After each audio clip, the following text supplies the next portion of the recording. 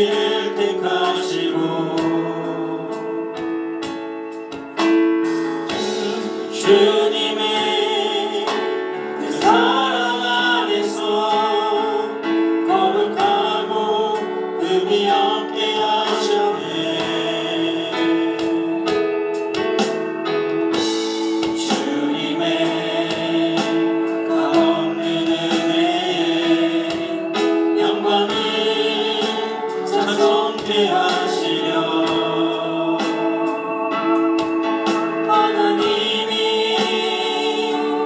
사랑하시는 자에서 그 생명을 거저 주셨네.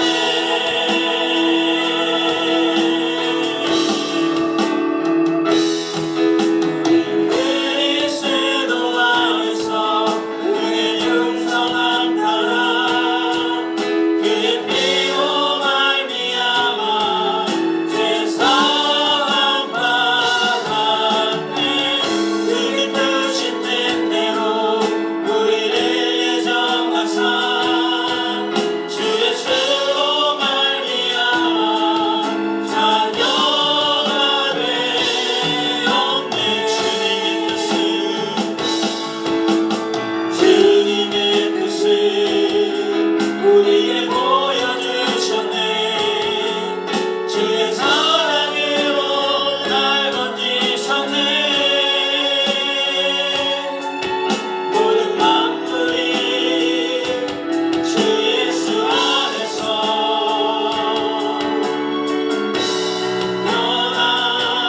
연합되네. 우리는 그리스도 안에서 그의 융성한 나라 주의 피로 말미암아 죄 사함 받았네.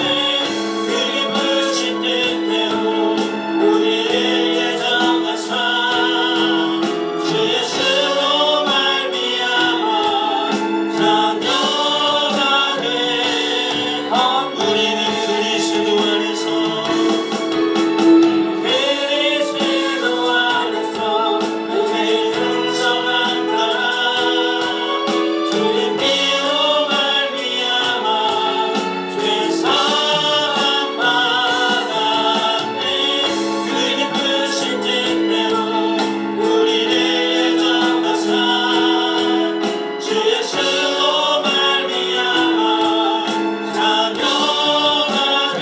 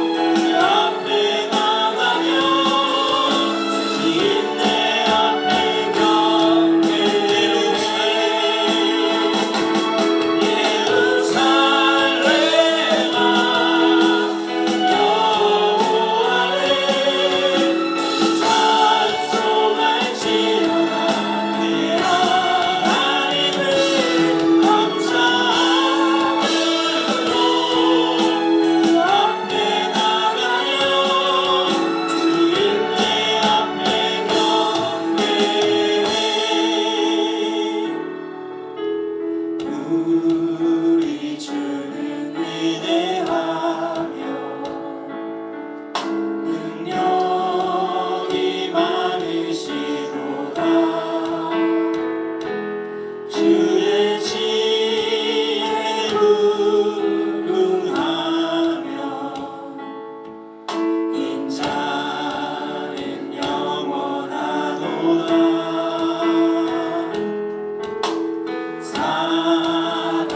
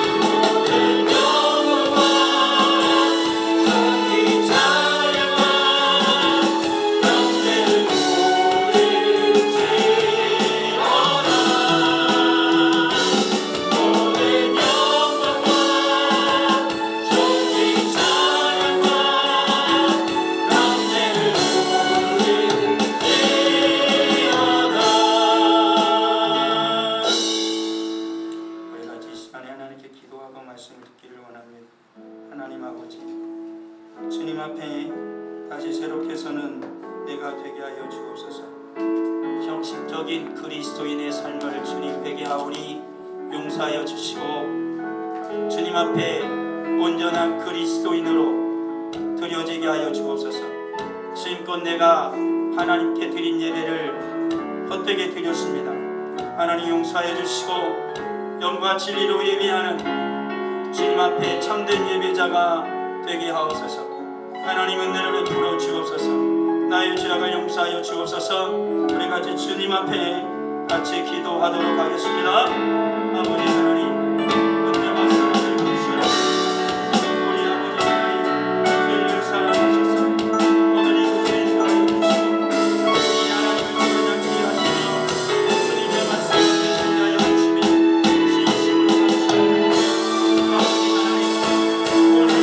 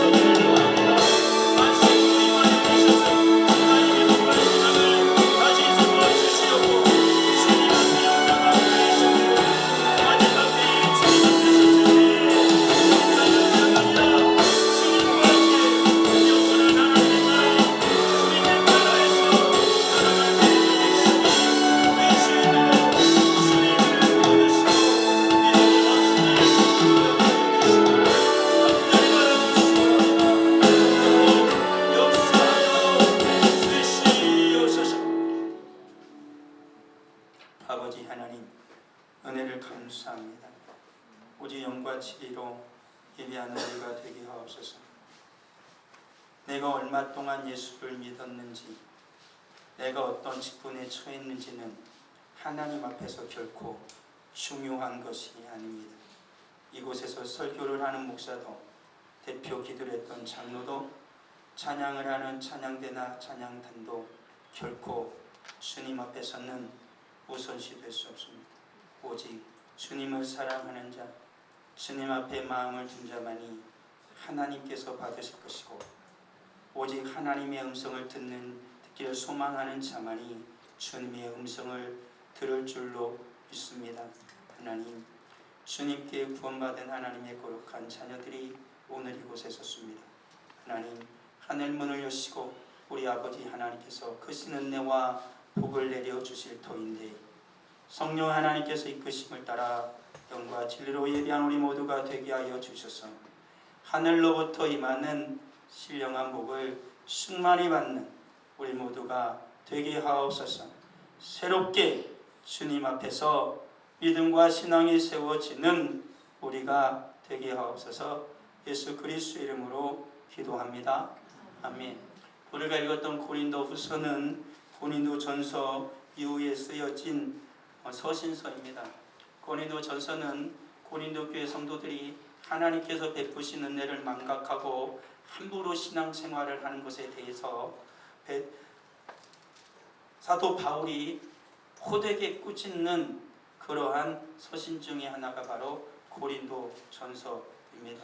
그 고린도 전서를 받았던 고린도 성도들은 변했습니다. 오늘날의 많은 성도들은 어떻습니까? 책망하는 설교, 꾸짖는 설교, 죄에 대한 설교를 듣는 걸 굉장히 싫어합니다. 이렇게 어떤 분이 말하더라고요. 목사님, 세상 사는 게 얼마나 힘든지 아세요? 세상 사는 게 정말 힘든데 요일 때문에 힘들게 살아다 왔는데요, 교회 와서도 꾸짖고 책망하면, 죄에 대해서 자꾸 말씀을 하시면 우리는 어떻게 살라고요, 목사님? 우리는 위로를 받고 싶어요 라고 말씀을 하시는 분이 있더라고요. 저는 도리어 이렇게 말씀을 드리고 싶었어요. 어떤 위로를 받고 싶은데요? 어떤 위로요? 주님의 위로를 받고 싶어요? 아니면 당신의 마음을 뭘까요? 그 감동을 주고 당신의 마음을 이해해 주는 그러한 어떤 도덕적인 그리고 당신의 마음에 감동을 줄 그런 어떤 말을 원하는 거예요. 우리 사랑하는 성도들, 진정한 위로는요 주님만이 주실 수 있어요. 이 세상에 어떤 것도 위로를 줄 수 없어요. 그러니까 6일 동안 그렇게 열심히 일하다 교회 온 이유가 뭐예요? 사람한테 위로 받을 것 같으면 교회를 뭘로 와요? 그냥 TV 좋은 거 보면 되잖아요. 뭐 김창욱 쇼 같은 거 보면 얼마나 위로가 돼요. 그거 보시면 돼요. 뭐 교회 와가지고 뭐 찬양하고 기도 졸리는데 하고 막 졸리는데 설교 듣고 뭐 그럴 필요 있겠어요. 교회를 오시는 이유는 주님의 위로를 받기 위해서요. 주님의 위로를 받을 수 있는 비결은 한 가지예요. 내 속에 죄가 있고 내가 더럽고 주님의 자녀가 아니면 주님의 위로를 받을 수 없어요. 주님의 위로는 죄가 해결돼야 돼요. 그리고 하나님의 자녀야만이 주님의 위로를 받을 수 있어요. 그렇지 않으면 위로가 안 돼요. 주님의 위로를 받을 수가 없다고요. 지금 고린도 교회는 사도 바울의 심한 꾸중을 들었어요.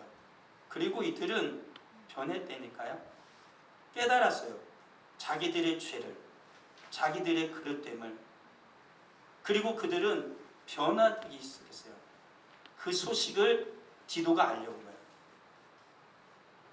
바울의 제자 디도가 그 소식을 바울에게 가져온 거예요. 그래서 바울이 너무나 기쁜 나머지 고린도 후서를 쓴 거예요. 너희를 책망했는데 너희들의 마음에 찔리는 말을 했는데 너희들이 오히려 그 말을 듣고 회개하고 변화가 되었다라는 거예요. 그래서 바울이 너무나 기쁜 나머지 쓴 서신이 바로 고린도 후서의 말씀이에요. 그리고 고린도서 우리가 읽었던 7장의 이 말씀은 고린도 교회 성도들이 변했다라는 거예요. 바울의 그 책망의 말씀을 듣고 그들이 근심하기 시작했어요. 이대로 될까라는 생각을 했다는 거예요. 내가 예수님 이대로 믿어도 될까? 라는 그러한 근심을 하기 시작했다라는 거예요. 무엇을 먹을까? 무엇을 마실까? 무엇을 입을까? 그런 걱정이나 근심이 아니라 내가 이대로 살다가 내가 정말 주님의 나라에 갈 수 있을까? 라는 근심이, 영적인 근심이 시작됐다라는 거죠. 오늘 찬양 예배 때는 잠깐 영상을 하나 볼 거인데 그 영상은 어떤 내용이냐면 어떤 사람이 어느 누구에게 물었어요.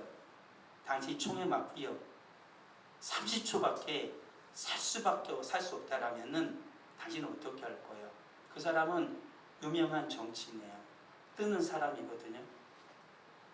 그때 그가 무슨 말을 한지 아십니까? 사람들이 굉장히 좋아하는 인물이라고요. 그때 나는 지금껏 내가 해왔던 쌓아왔던 그 모든 것은 다 내려놓을 것이다. 그 모든 것은 쓸모없는 것이다. 그리고 나는 예수 그리스도를 부를 것이다. 내가 유일하게 마지막 순간 30초 동안 살 수 있다라면 나는 그 시간에 예수 그리스도를 부를 것이다. 이 세상에서 쌓아왔던 명예와 권력이나 세상 사람들의 유명세는 아무 쓸모가 없다라는 걸 그는 아는 거예요. 그가 살아가는 모든 삶의 발걸음에는 예수 그리스도와 함께 했기 때문에 그는 그런 말을 자신 있게 할 수 있었던 것이겠죠. 고린도 교회 성도들도 그랬던 거예요. 바울의 그 책망의 말을 듣고 그들은 근심했다고요. 어떻게 살아야 하는가라는 거예요. 그리고 그들은 회개하였고 다시 주님께로 돌아가게 된 거예요. 그리고 고린도 교회는 회복되었다라는 것입니다. 하나님께서 기뻐하시는 교회로 점점 회복되기 시작한 거예요. 그 소식을 디도가 바울에게 가져온 거예요. 얼마나 기뻤겠어요. 얼마나 기뻤겠냐고요. 바울이 서신 쓸 때 얼마나 걱정이 많았겠어요. 고린도 교회에게 책망하고 꾸짖고 있지만 삐뚤어지면 어떡해요. 그렇잖아요. 쥐가 뭔데, 자기가 뭔데, 우리가 알아서 할 건데 이래라 저래라 하는 거야. 그러지 않나요? 오늘날의 성도들은 그러잖아요. 아, 목사님이 뭐라고, 참 내가 알아서 신앙생활 할 건데 이래라 저래라 하는 거지. 내가 알아서 해 신앙생활. 뭐 목사님 뭐 살아줄 것도 아니면서 왜 그럴까? 그렇죠. 못 살아주니까 말을 하죠. 신앙생활을 그릇 행하는 것에 대해서 책망을 받는 건 복이에요. 하나님께서도 말씀하셨거든요. 잘못해요. 죄를 지어요. 악한 짓을 한다고요. 가만히 둬요. 지가 알아서 하겠지. 그런 부모는 그 자식을 자기 자식으로 생각하지 않는 거예요. 주님도 그랬어요. 주님은 그러한 하나님의 백성을 책망하신대요. 징계하신대요. 가만히 두면 그들은 사생자와 같다는 거예요. 부모 없는 자식과 같다는 거예요. 그렇잖아요. 눈앞에 어저씨 주님 앞에서 그릇 생활을 하면 책망을 받고 징계를 받는 거예요. 그건 당연한 거 아닌가요? 그걸 받고 돌이키면 돼요. 돌이키면 된다고요. 사람은 하나 잘못한 거 끄집어가지고 평생을 가는 게 사람일지 모르지만 주님은 용서하는 순간 더 이상 묻지 않아요. 근데 사람은 계속 그러잖아요. 용서했다 그러면서 10년 전 일 꺼내가지고 자기 기분 나쁘면 다 쏟아붓죠. 20년이 지나면 20년 지나도 또 쏟아부어요. 죽을 때 되어지면 자기 서러웠다고 또 앞에다 또 쏟아부어요. 그게 사람이죠. 그렇지만 주님은 그렇지 않아요. 책망을 하고 징계를 하시고 회개하면 주님은 용서하세요. 그리고 주님 회복하시고 다시 주님의 은혜를 하늘로부터 부어주시는 거예요. 많은 사람들 이렇게 살잖아요. 옛날이 좋았지. 이게 뭐냐? 라는 거예요. 신앙생활하는 이들도 가끔 그렇더라고요. 열심히 주님 앞에서 신앙생활 하다가 무료하기 시작해요. 반복되어지는 거 싫잖아요. 맨 처음 은혜를 받았는데 찬양도 열심히 불렀고 기도도 열심히 했고 말씀도 열심히 들었는데 어느 순간인가 말씀을 듣다 보니까 10년 듣고 20년 듣고 30년 신앙생활 하다 보니까 자기가 다 안다고 생각을 하는 거야. 그러면서 다 안다고 이렇게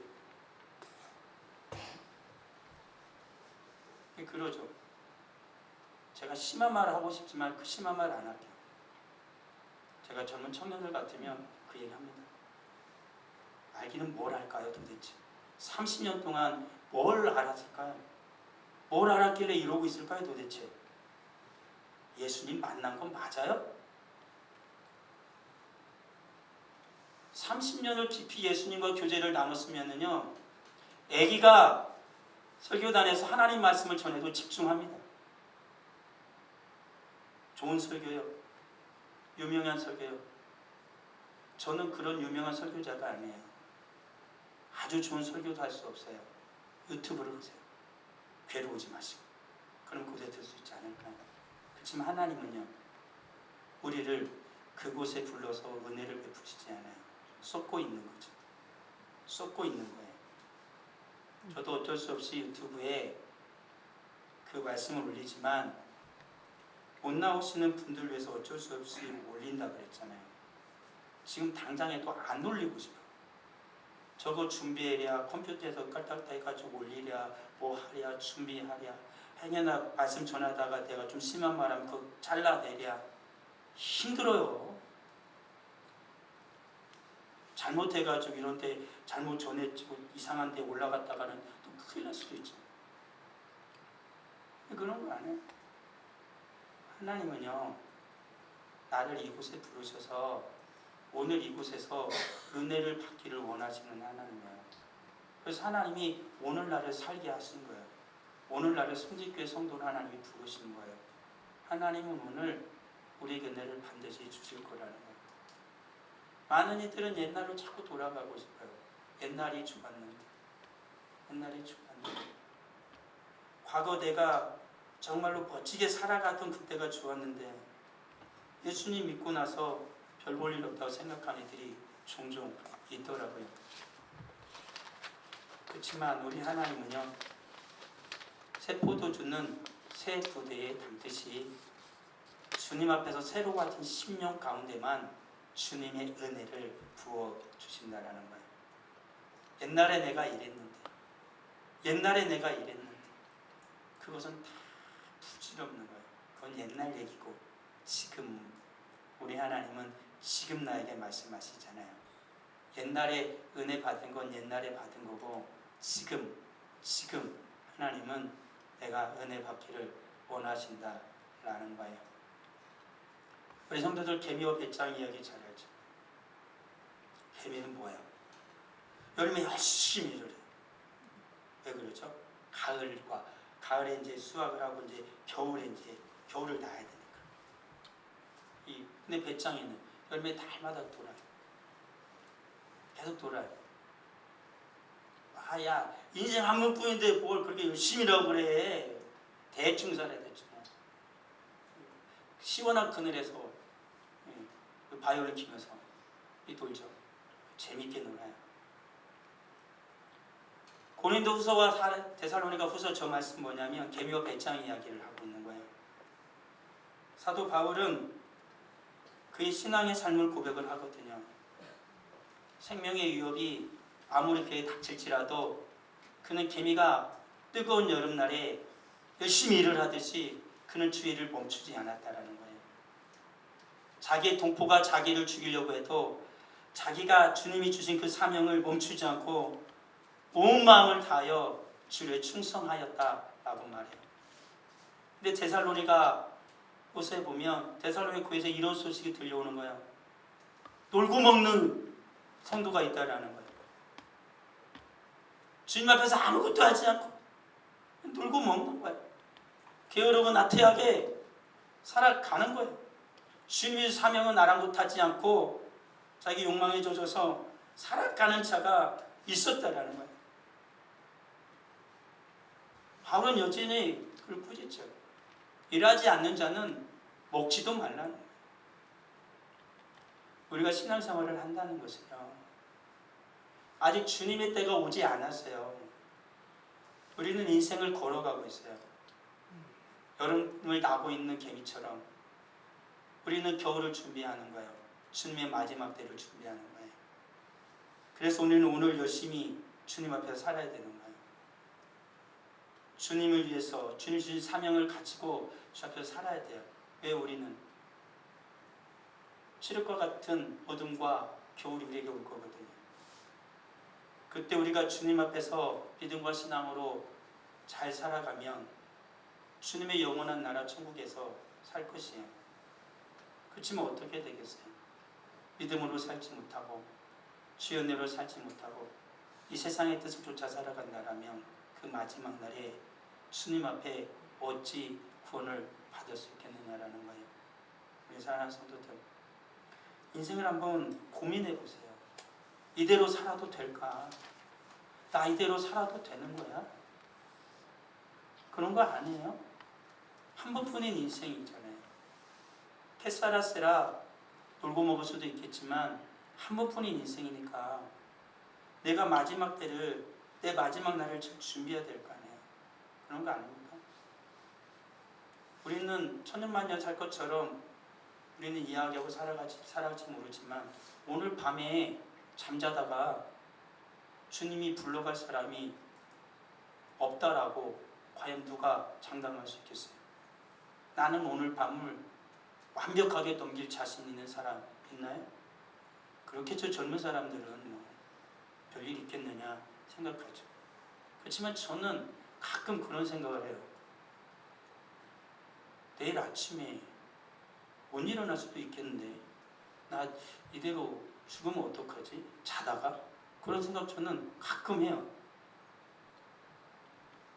가끔 들더라고요. 준비를 해야 되는 거죠. 준비를 해야 되는 거예요. 죽으면 끝난다. 아니죠. 죽으면 끝나는 게 아니라 반드시 그 이후에 세계가 있다라는 거예요. 바울이요, 고린도 교회에 복음을 전할 때 그렇게 말하거든요. 너희 가운데 거할 때 약하고 두려워하고 심히 떨었대. 어떻게 될까봐 이 고린도 교회 성도들 맨 처음에 개척하고 고린도 교회 성도의 말씀을 전할 때 어떻게 될까봐 덜덜 떨면서 말씀을 전했다라는 거예요. 삐뚤어질까봐, 뛰쳐나갈까봐, 어떻게 되어질까봐. 그런데 이들이 성숙을 했어요. 세월이 지났고요, 수년이 지났다고요. 그런데 방금 말한 것처럼 고린도 교회 성도들이 갑자기 잘못에 삐뚤어지니까 바울이 고린도 전서에서 앞서 말했던 것처럼 호되게 꾸짖는 말을 해버린 거야. 그러나 이제는 말할 수 있는 거예요. 이제는 컸으니까. 갓 태어난 아기가 엄마 젖을 빨잖아요. 젖을 빨다가 앙 문다고 엄마가 아기를 막 때리고, 이 자식이 왜 젖을 무라고 막 때리는 엄마가 어디 있어요. 뭐 이렇게 해가지고 어떻게 먹이지. 그러잖아요.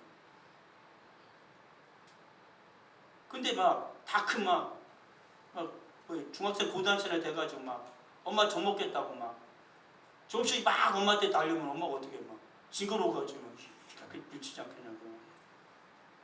이거 지금 제정신이야. 그러지 않겠어요? 그런 거잖아요. 아기 때는 두렵고 떨림으로 키우죠. 다칠까봐, 어떻게 될까봐. 그러잖아요. 그치 어때요? 좀 잘하고 크면은 혼나는 거예요. 잘못하면 혼나야지 이제. 그렇잖아요.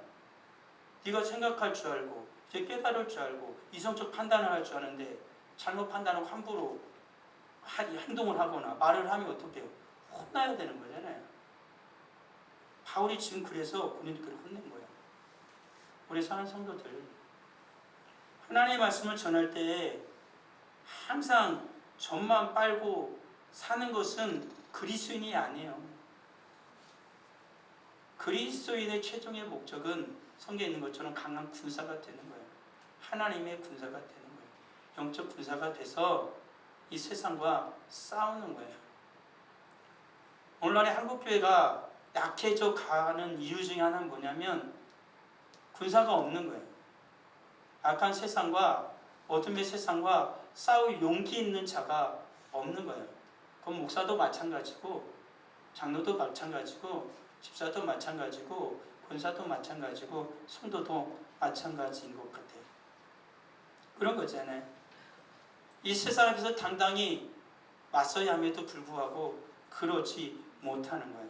세상에 무릎 꿇고 세상과 타협하고 세상에 굴복해요. 그때 주님이 책망하시는 거예요. 너네 왜 이러니? 라는 거예요. 우리나라 기독교가 전파된 지 100년 이상 훌쩍 넘어서 200년이 됐네. 여러 가지 이야기가 되어져 가고 있어요. 그래요. 오래됐어요. 이제는 자라서 견고해져서 정말로 이 나라에 국군을 두고 교회가 기도하고 하나님의 은혜 가운데 그리스도인들이 이 사회 곳곳에 다 포진이 되어져서 이 나라를 건강하게 이끌어 가야 함에도 불구하고, 아까 장로님도 기도가 했었지만 경제적으로 교육적으로 어느 곳 하나 성한 곳이 없어요. 근데 우리나라 곳곳에는 다 예수님 믿는 사람들이 있거든요. 우리나라에 가장 많은 건물 중에 하나는 교회예요. 교회 당이죠. 근데 오늘날의 우리들은 어떻게 해요? 전혀 힘을 발휘하지 못해요.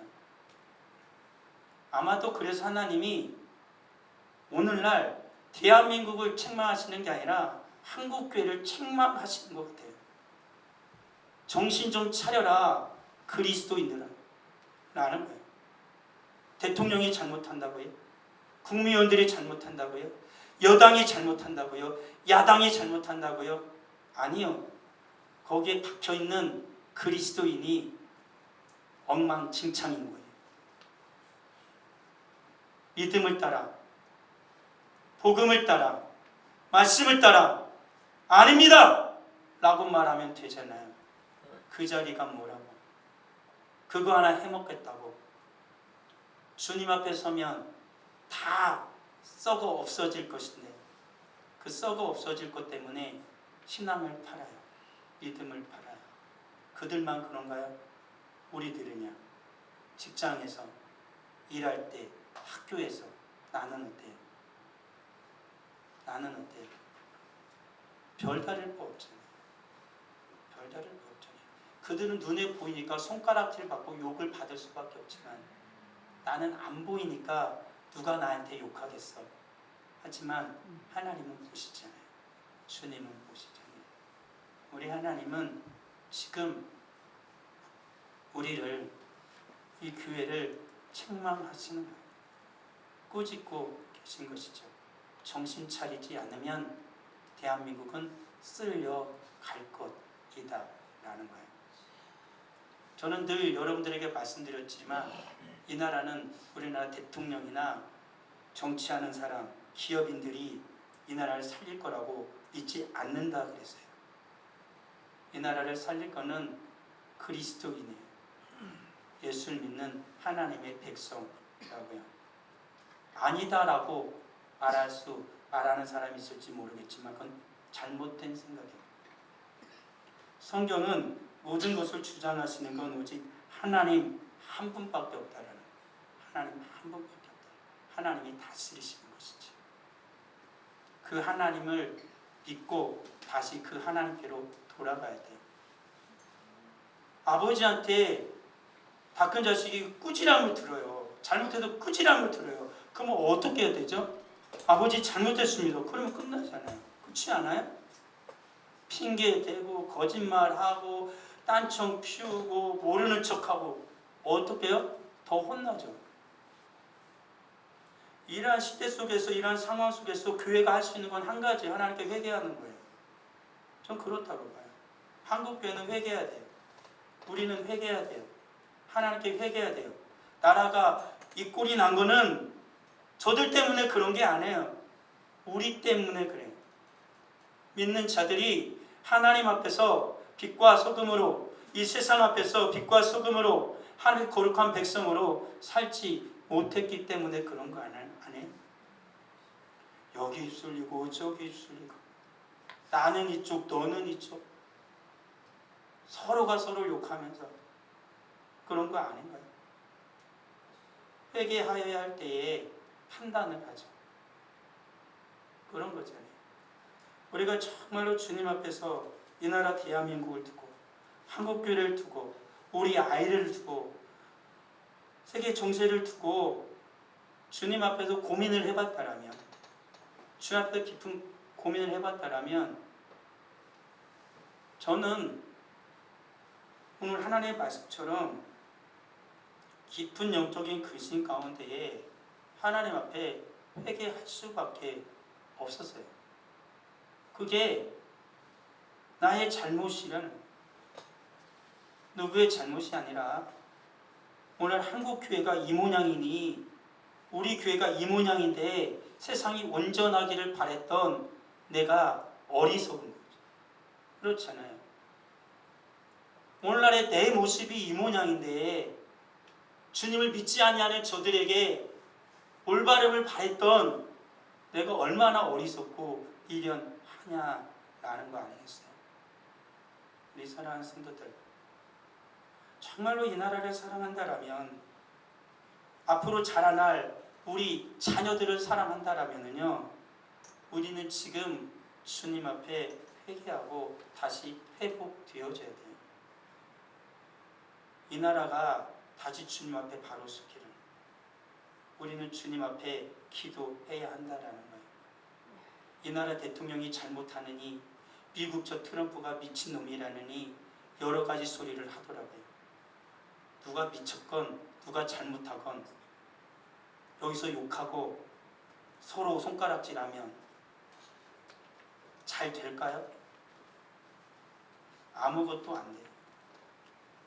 주님께서 간섭하셔야 돼요. 많은 이들이 말하잖아요. 누가 잘하건 잘못하건 이 나라는 풍전등화 속에 있는 건 변하지 않는 사실이에요. 지금까지의 가장 위기 속에 있는 것도 사실이잖아요. 누굴 욕하든 간에 그 속에서 그리스도는 어떻게 돼요? 교육도 엉망이 되어져 가고 있죠. 국방은요, 외교는요, 경제는요, 성한 곳 하나 없다는 건 우리가 다 그렇게 얘기하잖아요. 이 앞에서 그리스도는 뭘 할 수 있을까? 예수 믿는 나는 뭘 할 수 있을까? 주님 앞에서 살아온 우리의 신앙의 삶을 돌아보아야 할 거예요. 주님을 예배하는 나의 삶, 내가 주님의 힘으로 살아가는 내 직장에서의, 사회에서의 삶, 학교에서의 삶, 주 앞에서 나는 기도하며 살아가는지, 주의 말씀을 정말 내 품에 품고 살아가는지. 우리 사랑하는 성도들, 우리는 지금 주님 앞에 다시 무릎 꿇고 회개할 때 내가 회복되어지면은요, 다 회복되어진다고 믿으세요. 내가 먼저 회복되어지면 우리 가정은 회복되어집니다. 우리 가정이 회복되어지면은요, 우리 자녀는 회복되어집니다. 우리 자녀들이 회복되어지면은요, 이 나라는 미래가 있겠지요. 한국 교회가요, 정신을 차리면은요, 이 나라 정신 차립니다. 이 나라를 이끄시는 분은 하나님이십니다. 이 나라를 다스리시는 분도 하나님이십니다. 그러기에 정신 차려야 하리는 정치인들도 경제인도 그 누구도 아닙니다. 그리스도입니다. 교회입니다. 오늘 하나님께서 바울이 고린도 교회를 향하여 서신을 쓰듯이 하나님은 오늘 우리 한국 교회를 향하여 말씀하고 계시다고 저는 믿어요. 지금 보여지는 상황이에요. 이때 우리 할 것은 하나님 앞에 무릎 꿇는 겁니다. 말로만 말고요, 실제로 그렇게 하나님 앞에 무릎을 꿇자고요. 그러면 하나님께서요, 들어주실 것입니다. 하나님 응답해 주실 것입니다. 우리나라의 미래는 어둠이 아니라 다시 빛으로, 밝은 광명으로 하나님이 이끌어 주실 것입니다. 하나님은요, 살아 계신 하나님이시거든요. 아버지 하나님을 감사합니다. 오늘 우리는 어떻게 살아갑니까? 서로 손가락질하며 다시 세상을 취하며 세상을 부러워하며 살아가는 것은 아닙니다. 오랜 세월 예수님을 믿은 나머지 매너리즘에 빠지고 이제는 예수 그리스도를 지겨워하기 시작한 건 아닙니까? 예배가 지겨워지고 찬양이 별로, 기도는 하기 싫은 일이 되어져 가고 있는 것은 아닌지, 말은 예배 잘 드려야 하고, 말은 기도해야 하고, 말은 열심히 주의 말씀에 순종하며 살아야 한다고 하지만 정작 나의 삶은 전혀 반응하지 않는 것은 아닌지요. 하나님은 그 믿음에 움직이는 자를 찾으십니다. 말뿐인 자가 아니라 그 마음속으로부터 우러나온 말이라면 그는 그렇게 행할 것이지만, 거짓된 말이라면 그는 결코 그렇게 살지 않을 것입니다. 하나님, 주님께서 우리를 깨닫게 하여 주시기를 원합니다. 다시 주님의 마음을 알게 하여 주시기를 원합니다. 주님께서 원하시는 나의 삶, 우리 가정, 우리 자녀, 주님의 교회, 이 나라, 주님의 그 마음을 알아가는 우리가 되게 하여 주시옵소서. 주님 앞에 귀한 예물을 드립니다. 11조 예물을 드립니다. 감사 예물 드립니다. 정하는 금을 드립니다. 드린 손길 하나님 기억하여 주옵소서. 주의 것을 구별하였습니다. 하나님께서 약속하신 대로 구별된 복을 허락하여 주시고 살아가는 모든 삶이 주 앞에 충성된 자요, 하나님의 기쁨이 되어지는 거룩한 성도의 삶을 살아가도록 인도하여 주옵소서. 우리 사랑하는 모든 성도들 주님 함께하여 주옵소서. 그 심령을 주장하여 주옵소서.